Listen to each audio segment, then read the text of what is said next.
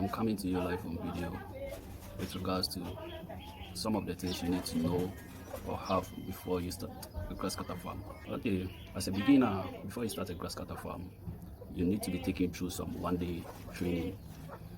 It's not anything hard. It's just some small training. We give you the basics. Then as you also practice, then you learn. You mingle with other farmers, you do your own research, and you observe, then you are good to go. So when you are done with the training, I think the next thing you have to consider is your area. You can't just wake up and set up a grasscutter farm anywhere. No, it doesn't work like that. So you have to have a very favorable area for you to start a grasscutter farm. You can't start a grasscutter farm or have a grasscutter farm in a very noisy environment. No, it's not going to work. The animals are very nocturnal and they tend to be very active at night and rest during the day. So you can't have them in a noisy environment. It's not going to work.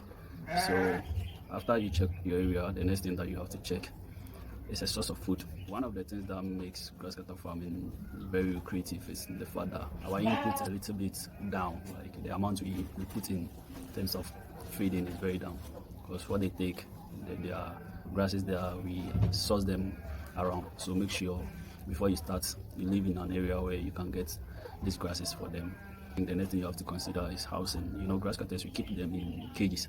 Behind me is a typical grasscutter cage. Construct a cage before you get your animals. You don't get your animals before you try to construct a cage. No, it doesn't work like that. You have the cage before the animals come. In a subsequent video, I will come to you with how to construct a cage. So we'll talk about housing. It's a topic on its own that we'll discuss later.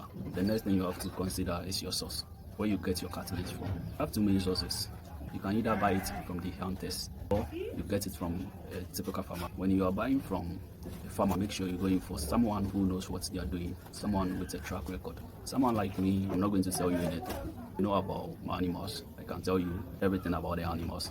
I keep you informed about the animals. I know a whole lot about them. I'm not going to tell you just anything, and that's the reason why my animals are quite expensive. You have to get it from a very right source. So these are some of the things that you have to consider before you start a grasscutter farm.